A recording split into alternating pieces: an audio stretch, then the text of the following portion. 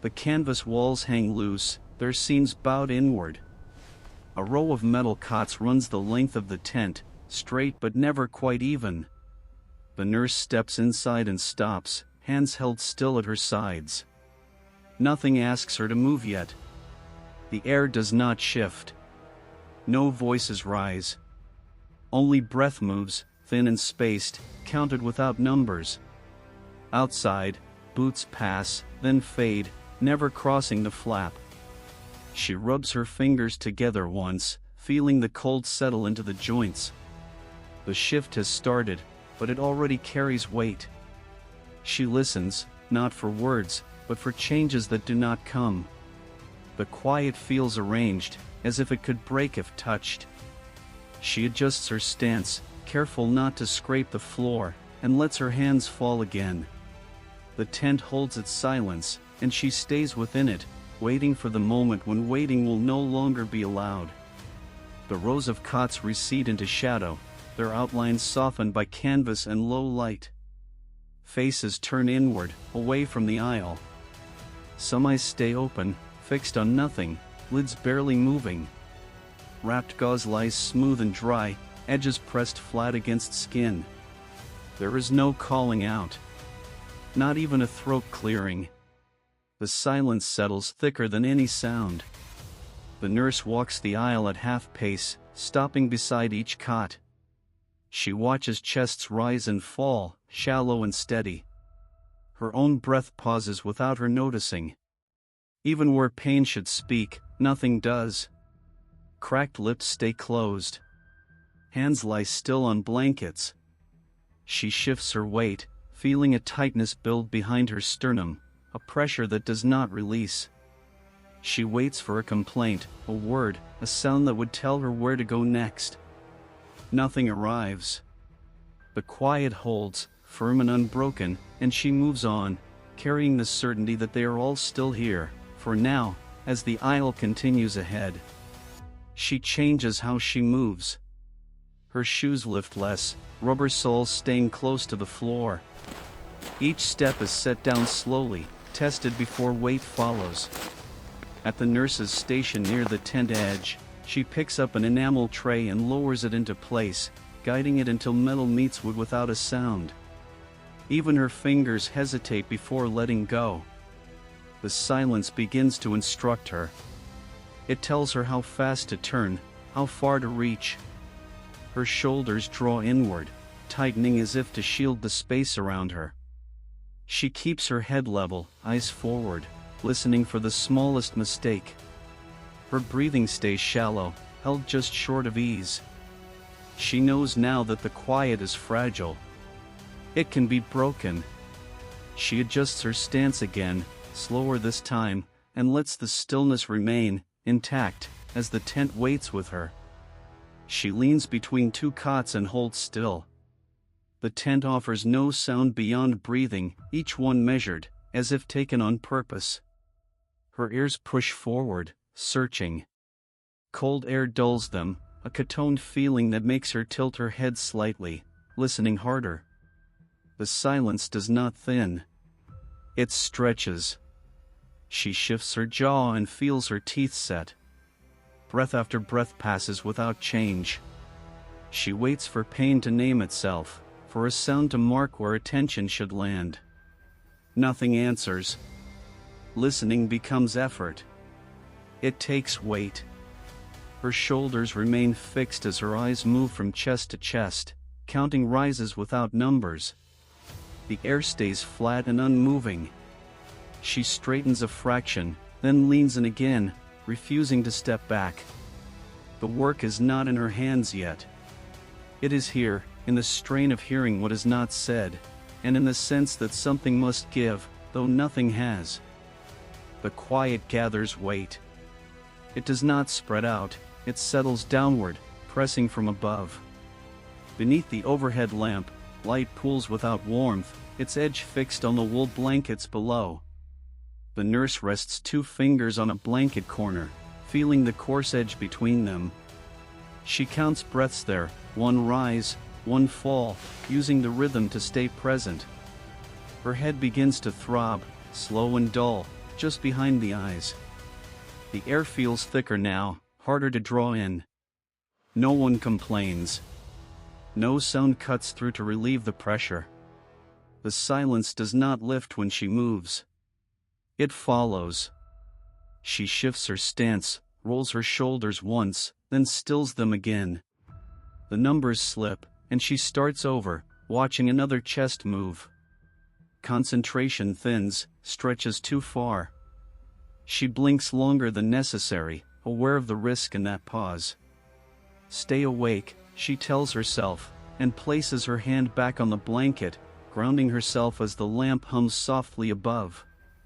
A cot shifts at the edge of her vision. The springs flex once, a soft metal give that makes no sound. The movement is small, almost nothing, but it arrives late in her awareness. She turns her head after it has already ended.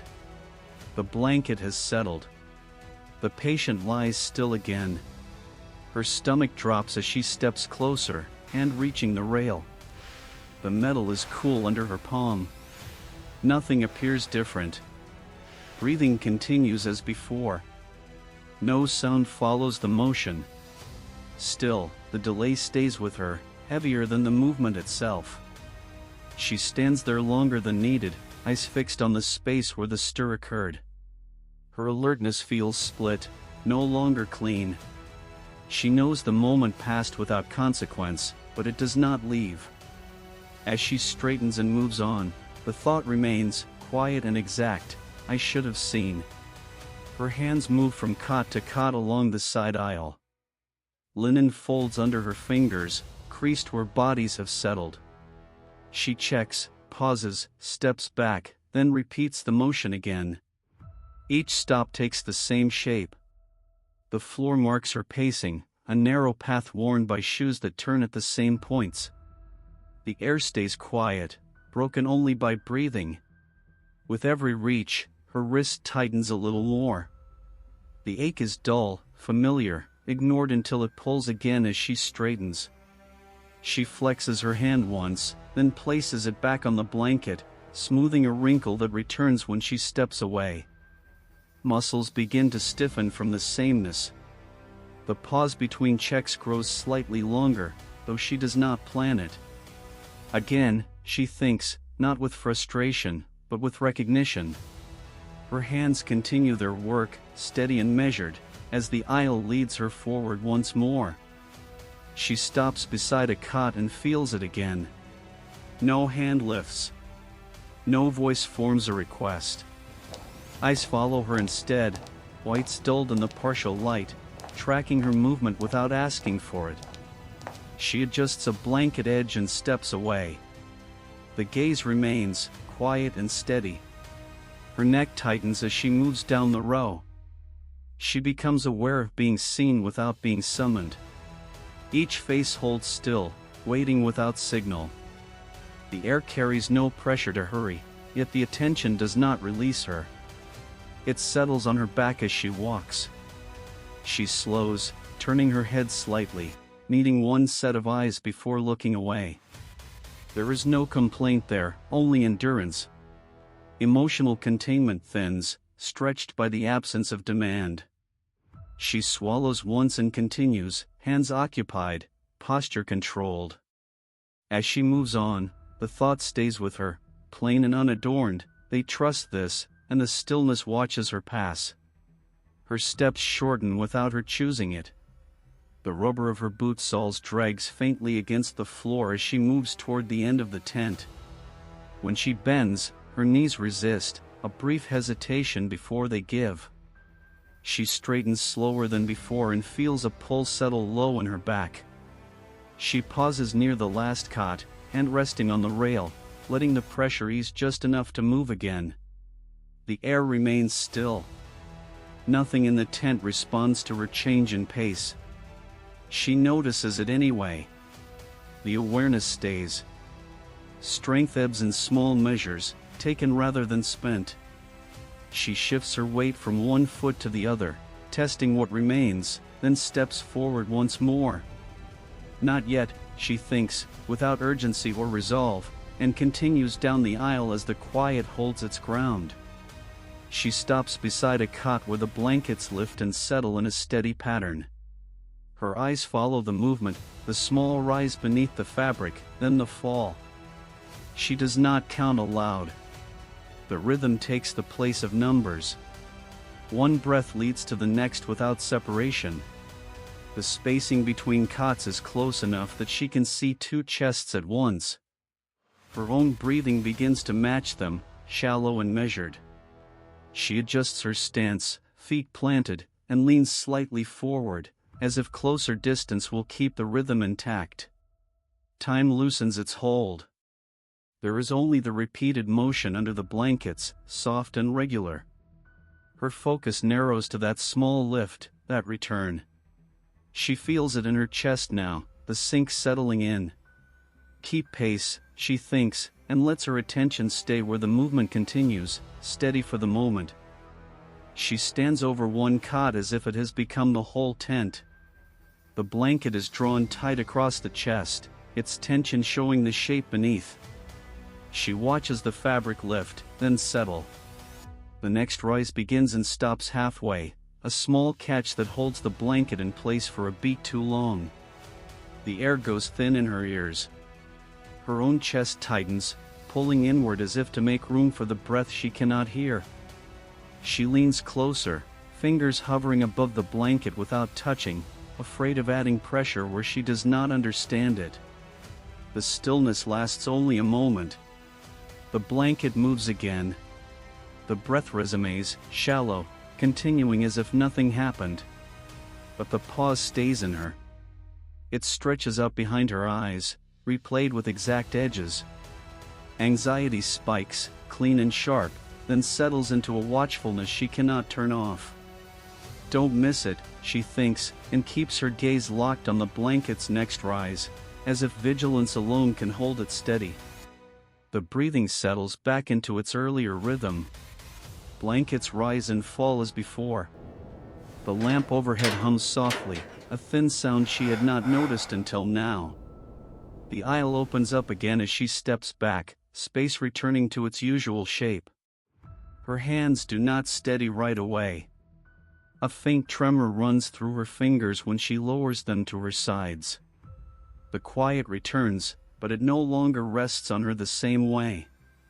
It feels thin, unreliable. She listens harder than before, ears straining for the smallest change. She shifts her weight and scans the row of cots, eyes moving faster now. The air remains still. Nothing else stirs. Even so, her body stays braced, held in readiness. Stay ready, she tells herself, and moves on down the aisle, carrying the alertness with her as the tent settles into its false calm once more. She does not look for a clock. The lamp above her stays the same, its heat faint but constant against her face. Shadows lie where they were before, edges unmoving along the canvas and floor. Nothing marks a change. The tent holds the light in place. Her eyelids grow heavy, blinking slower than intended. She steadies herself by touching the edge of a cot, fingers resting there longer than necessary.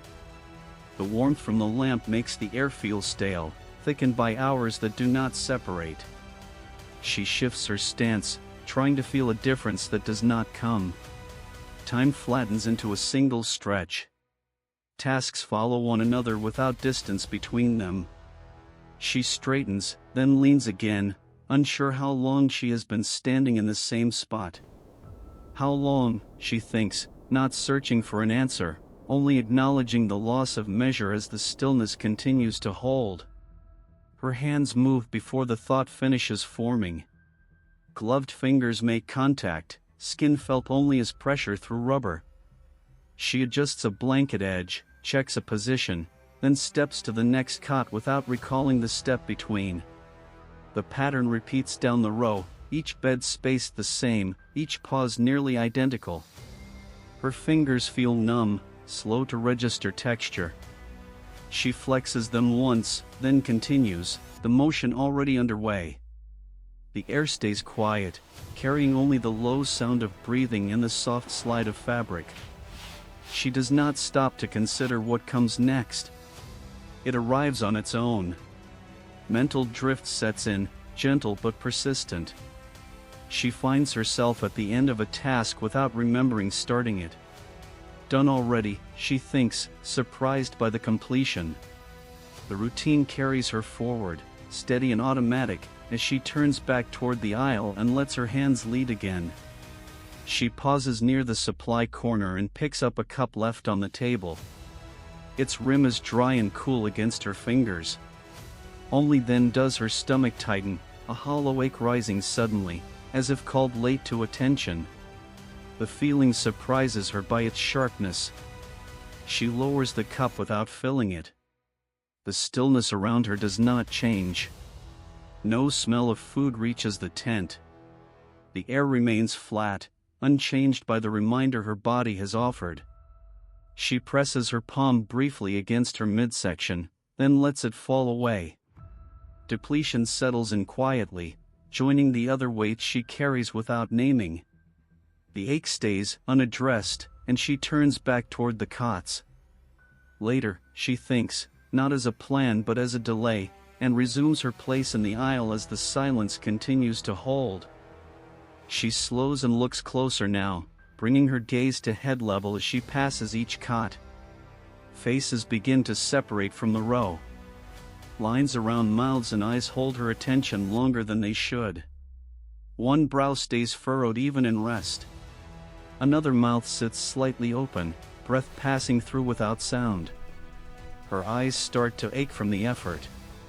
She blinks, then focuses again, letting one face remain while the others fade. She does not know their names. The details take their place instead. A scar near a temple. A crease deepened by strain. The gazes remain still, fixed somewhere past the canvas. Emotional seepage sets in, slow and quiet. She moves on, but the image stays, carried forward to the next cot. That one, she thinks, and then another face holds her in the same way as she continues down the line. She crosses the aisle and feels it before she sees it. Eyes track her movement, slow and steady. Moisture gathers along the lower lids, catching the light but never spilling over. No hands lift. No mouths open. Nothing is asked. She stops, standing where the aisle narrows, and meets the gaze beside her. The contact holds without demand. Her chest tightens, pressure building as if something unseen has been placed there. She adjusts a blanket edge, fingers careful, giving the eyes something to follow. The pull does not ease. As she moves on, the attention follows her back, unspoken and intact. It stretches between cots, carried in silence. Emotional weight increases with each step, heavier for having no outlet. She keeps her posture steady, pace measured, and lets her eyes meet another pair before turning away. I see you, she thinks, and continues across the aisle as the stillness gathers behind her. She breaks eye contact sooner now. When she feels a gaze settle on her, she lets it pass without meeting it fully. Her attention shifts to the canvas wall instead, following a seam that runs unevenly from floor to ceiling.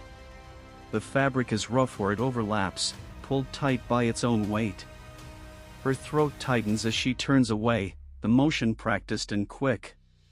It is easier this way. The space between her and the cots widens just enough to breathe. The air feels cooler near the wall, less occupied. She keeps her hands moving, adjusting a strap, straightening a fold, anything that keeps her angled away. Guarded numbness settles in, a thin layer she does not question. Keep moving, she tells herself, and walks on with her focus fixed ahead, letting the withdrawal hold as the tent stays quiet behind her. The lamps hold the space in a steady wash of light. Metal rails catch the glare and throw it back in thin lines. There is no dimming, no edge where darkness begins. Each lamp wears a halo, fixed and pale, erasing whatever hour it might be outside the canvas. Her eyes burn from the brightness. She blinks and looks again, waiting for relief that does not come. The light presses evenly across the tent, flattening shadows until depth feels uncertain. She shifts her stance and feels no change in time, only the same brightness meeting her face. Night does not announce itself here. The outside fades from her sense of place, reduced to something theoretical. Circadian rhythm loosens its grip, replaced by the lamp's unchanging presence. She adjusts her gaze and continues down the aisle, registering the thought without emphasis, still here, as the artificial brightness holds everything in place. A sound passes outside the tent, distant and brief. It does not carry shape or meaning, only a low movement that brushes past and is gone. The canvas near the flap stirs, a short flutter that sends a faint vibration through the wall. Then it settles back into place. Her body reacts before she thinks. Shoulders lift, breath catches, a quick startle that tightens her muscles. She turns her head toward the flap, eyes fixed on the edge where the light thins. Nothing enters. The sound does not follow. The tent remains sealed, holding its own air and light. The jolt fades without clarity, leaving only tension behind. She exhales slowly and forces her attention back to the aisle. Ignore, she tells herself, and steps away from the flap as the canvas goes still again, closing the moment off from whatever passed outside. She turns fully back into the tent, letting the flap fall out of view. The spacing between cots draws her attention again, the narrow gap she knows by feel now. Each step fits into the same measured distance. The interior closes around her, familiar and contained. Her limbs feel heavy as she moves, weight settling into her legs and shoulders. The air inside holds steady, unchanged by whatever passed outside moments ago. Lamps continue their even light. Faces remain turned inward. The tent offers no opening, no reminder beyond its walls. Isolation sets without drama. It arrives as a narrowing, a folding inward of attention until only this space remains. She adjusts her pace to match it, slowing just enough to stay aligned.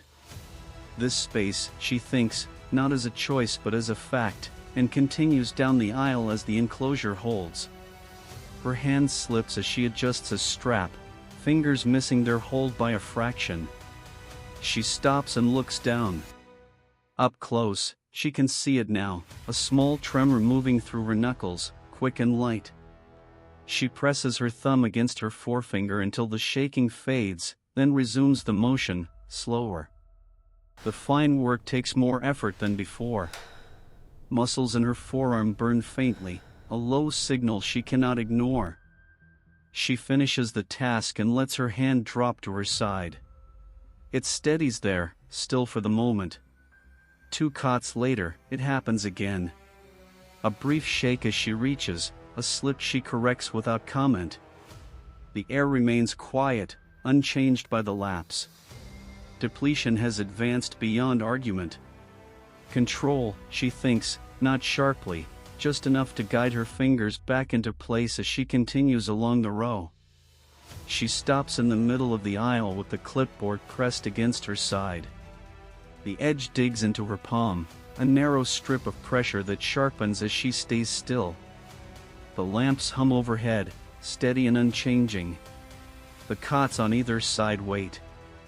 Nothing moves except the slow rise of blankets. She means to step forward. The decision is small, routine. Her body does not follow it. The pause opens without warning, thin at first, then longer than it should be. She shifts her weight from one foot to the other, testing whether motion will restart the sequence.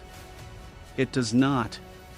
The aisle feels wider while she stands there, the distance ahead stretching without changing shape. A dull pressure builds behind her eyes. It is not sharp enough to stop her, only heavy enough to slow the order of things. She presses the clipboard harder into her side, then eases it away, adjusting her grip along the edge. The texture grounds her for a moment. She looks down at the paper, then back up, as if the choice might reappear in the space between. Time passes without markers. Breathing continues around her, even in quiet. She listens to it, waits for the rhythm to pull her forward. The thought surfaces, do this now, then stalls, hovering without landing. Her jaw tightens. She swallows once and blinks, longer than necessary, trying to clear the pressure that has settled in. She takes a step at last, but it comes after the moment has cooled. The movement feels delayed, like an echo following its source. She notices the lag immediately. It stays noticeable. She completes the check, hands moving where they are told, but the sequence has changed. Each action now requires a pause she did not need before. She reaches the next cot and stops again. This time she anticipates the delay. She waits for it, standing still with the clipboard held flat against her thigh. The lamp's light reflects off its surface, a dull sheen that does not shift. The air feels thick, warmer than before. Her head tightens once more, the pressure spreading just enough to be distracting. She traces the clipboard's edge with her thumb, once, then again, a small motion repeated until it becomes signal enough to move. The decision arrives late but intact. She acts on it, slower than she intends, aware of the difference as it happens. The awareness does not correct it. It only confirms it. By the third stop, she no longer expects the quick answer to come back. She adjusts her routine instead, allowing space for the delay. She stands where she would have walked, waits where she would have moved through. The pause becomes part of the process. It settles in without resistance. Her breathing stays shallow. The pressure behind her eyes does not lift. She presses her lips together and nods once, a small acknowledgement meant only for herself. The word forms again, now, but it carries less force than it once did. It is no longer a trigger, only a marker. She steps forward when the body allows it, not when the thought arrives. The aisle accepts the change without response. The cots remain still. The lamps continue their hum. She moves on at this altered pace, carrying the delay with her as a new baseline, and lets the next pause open where it will. She reaches the end of the aisle and stops. The floor there is scuffed from repeated turns, marks left by others who paused in the same place.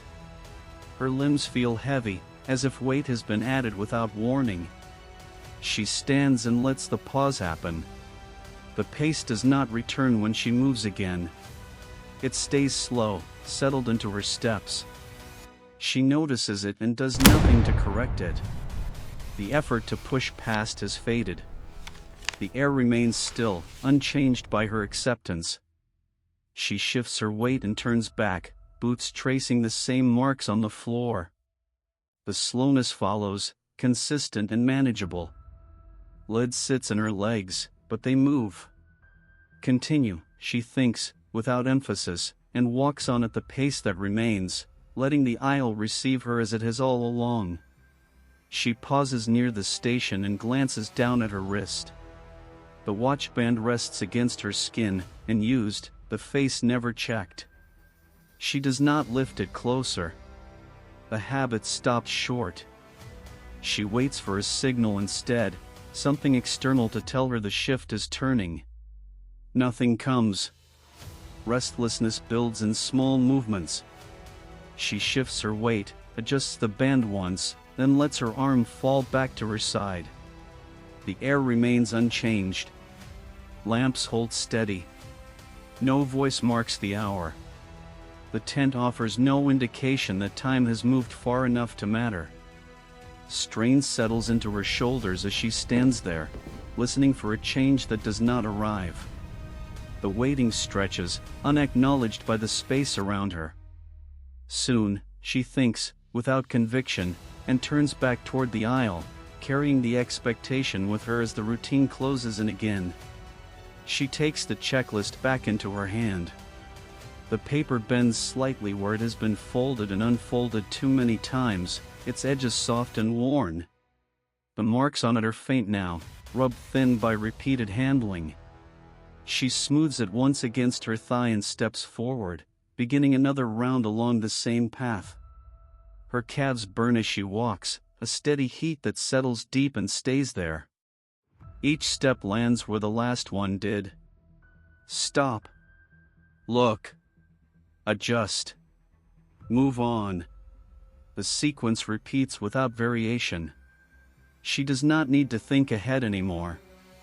The next action is already waiting in her muscles. The air remains quiet, unchanged by her passing. Blankets rise and fall. She stops beside a cot and reaches out, fingers moving through a check she has performed countless times.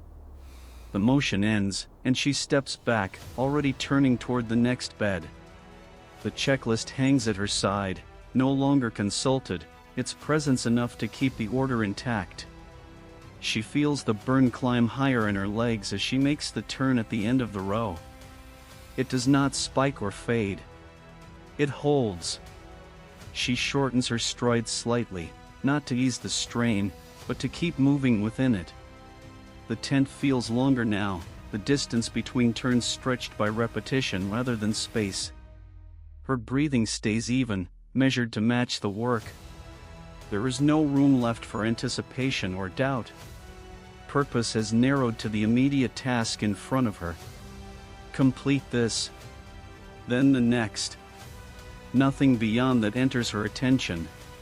She pauses only long enough to finish what is required, then moves on before thought can gather. Another round begins without being announced. She stops where she always stops, hands doing what they have learned to do without instruction.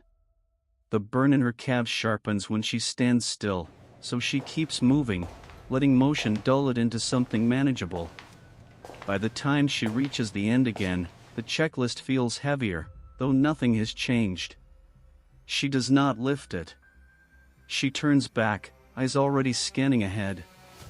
Finish, she thinks, not as a goal but as a direction, and continues into the next pass as the grind carries her forward, steady and unbroken. She stops long enough to take in the full length of the tent. Blankets lie motionless across the cots, their surfaces smooth and undisturbed. From this distance, the rows blend together, a single quiet field under the lamps. No one speaks. No one shifts enough to break the line of stillness. The contrast sharpens as she stands there, worn down by the hours. Her body aches, but the tent gives nothing back. The silence remains intact, unchanged by her fatigue. She feels it as a dull pull in her chest, an ache without place. She turns back toward the aisle, eyes moving over faces that stay turned inward. Their endurance sits beside her own, heavier for the lack of sound. They endure, she thinks, not as praise, just as fact, and steps forward again into the unbroken stillness that continues to hold. She starts the walk from the far end of the tent, turning into the aisle one last time. The length of it opens fully now, unobstructed, each cot visible at once. Frames line up close together, but not evenly. One sits a few inches forward. Another leans just enough to notice. The alignment fixes itself in her vision as she moves, detail by detail. Her steps are slow, dictated by exhaustion rather than care. The floor feels harder under her boots than it did before. She passes the first cot without stopping. Then the next. Blanket edges lie where she last left them. A corner folded too sharply. A crease smoothed flat. She recognizes her own work in these small signs and keeps walking. The air carries the same quiet, but it feels heavier at this end of the shift. It presses against her face as she moves through it. Her shoulders sag without correction. She no longer lifts her feet as high. The effort of each step announces itself in her legs, a dull weight that does not lift between strides. She lets her eyes travel instead of her hands. Faces pass at a steady pace. Some returned inward. Some remain open, unfocused. She does not stop to meet them now. She only notes the angle of a jaw, the way a blanket rises, the stillness of an arm resting where it has rested for hours. Each image stays longer than the last. Halfway down the aisle, she slows further. The sense of closure begins without ceremony. This is the last time she will see this stretch laid out in this way, under these lamps, held in this quiet. The thought arrives fully formed and settles without resistance. Her body is spent. There is no energy left to push against the feeling. She lets it settle into her posture, into the way her head tilts forward as she walks. The exhaustion feels complete now, no longer something to manage. It simply exists. She reaches the final cot and stops. The pause is longer than necessary. She stands there and lets the view hold, committing it without effort. The alignment, the spacing, the silence resting between beds. Remember, she thinks, not as instruction, but as reflex, and turns back as the aisle begins to close behind her. She reaches the tent opening and lifts the flap with one hand. Cooler air meets her face and hands, a clean shift that she feels immediately along her skin. She steps forward and lets the canvas fall back into place behind her. The light changes, softer here, less fixed. She stands just outside, not moving yet. The quiet from inside follows her out, clinging as if carried on her clothes. It settles around her, unchanged by the open air. She notices the difference in temperature, how it sharpens her awareness without easing the weight in her body. Her legs hesitate, close to giving way, but the collapse does not come. It stays held off, postponed. She draws one slow breath and listens. Nothing replaces the silence she left behind. Still quiet, she thinks, and takes another step away from the tent, carrying it with her as the separation widens but does not release. She walks a few steps farther until the tent sits behind her, no longer filling her view. The canvas makes a faint sound in the distance, a low shift she feels more than hears. The night air moves around her, but it does not carry anything away. The quiet remains intact. It travels with her, settled deep enough that distance does not thin it. She feels its weight press into her chest, familiar now, shaped by hours spent holding it in place.